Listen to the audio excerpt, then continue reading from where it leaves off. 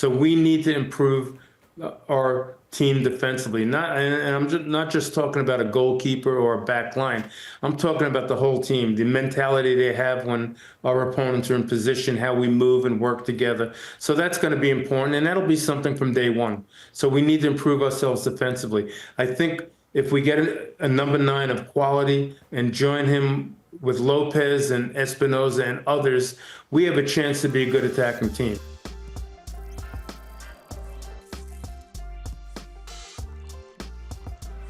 Okay, so right off the bat, this ain't your first rodeo, as they say. You know, rebuilds are kind of your bread and butter. You've done it before with the LA Galaxy, with the New England Revolution, and now with the San Jose Earthquakes, who are coming off, let's be honest, what was a pretty rough season. So my question, and not to mention the U.S. national team and the as US well. national team. Yeah, exactly. That's a very good point. So why San Jose? What was it about this project in particular that you thought, yep, this is the one that I'm going to come back for? Well, I can tell you one thing. I think we're going to make progress. And when you finish 29 out of 29 teams, there's only one way to go. So I think that. But in all seriousness, I think the franchise understood that they needed to elevate themselves in terms of how they operate on the competition side, technical side, need to invest in the facilities, just upgrade the club to give us an opportunity to be successful. And I've found in the short period of time I've been with the Earthquakes is the support from ownership is fantastic. The administration has been great to work with. My technical staff has been great to work with. So we're confident we can make progress. You know, we're not predicting that we're going to be winning the MLS Cup in 2025, but I'm confident that we're going to make some good progress. Bruce, I've seen you work miracles. And so when I think of LA Galaxy, you had Landon Donovan. When I think of the Revolution, you had Carlos Heel. And obviously you have to put the puzzles together. But what do you like about San Jose Earthquakes? Which players do you think you can rely on down the spine? Well, clearly Espinoza is an excellent player. And I think he's one of the top 10, 20 players in MLS. Lopez is an up-and-coming player as well.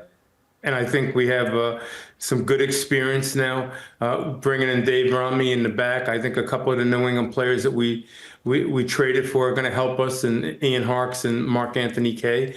And there's just a nucleus of players there that didn't play well for a variety of reasons in 2024.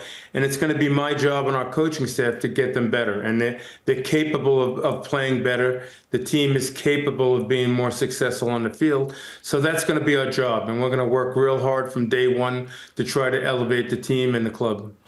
You're no stranger to playing against former clubs, but you brought up the New England Revolution. You're going to New England with San Jose Earthquakes. Is that circled in your calendar? Are you looking forward to that? First of all, I'm absolutely surprised that MLS scheduled that game. How they came up with that, I don't know. But I would tell you this, my time in New England was wonderful. The players were simply outstanding. I'm looking forward to seeing them again. The fan support was great. The people of Boston were great. So I look forward to it. And is it circled on my calendar? No. To be honest with you, what's circled on my calendar is Game 1 against Real Salt Lake on February 22nd.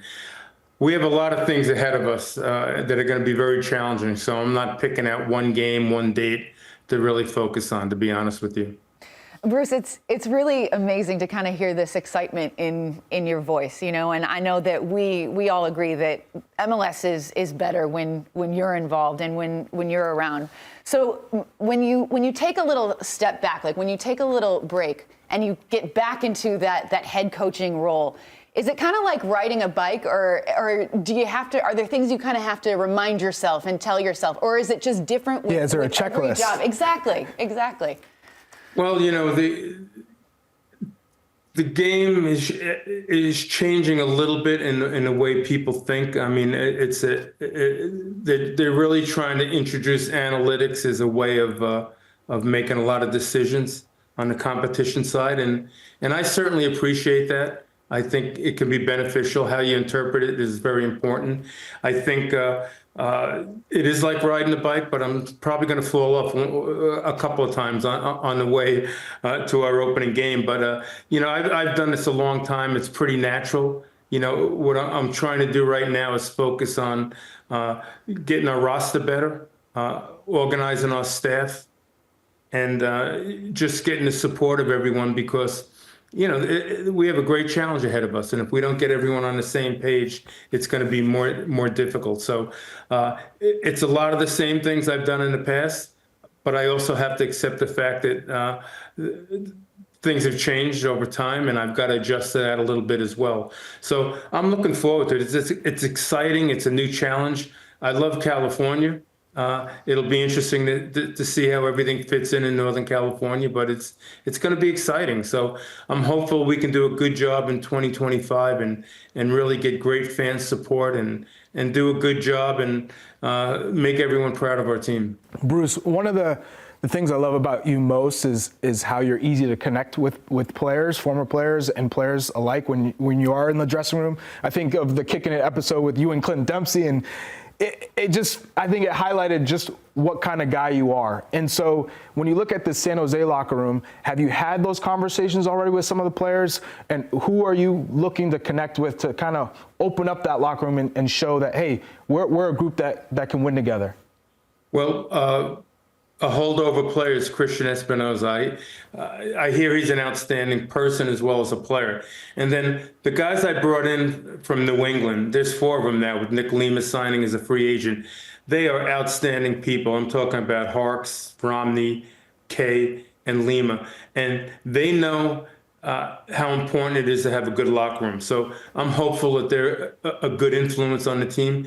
Obviously, last year when things did not go well, I would suspect that the locker room was not great. And that's not, how can a locker room be great when you finish last in the league and have 21 or 23 points? So that's something we're going to build on from day one. Have the right kind of team spirit, have the right balance in our roster, and get the coaching staff doing a good job. And, I think it's important you have a good relationship with players. They always say, players win games and coaches lose them.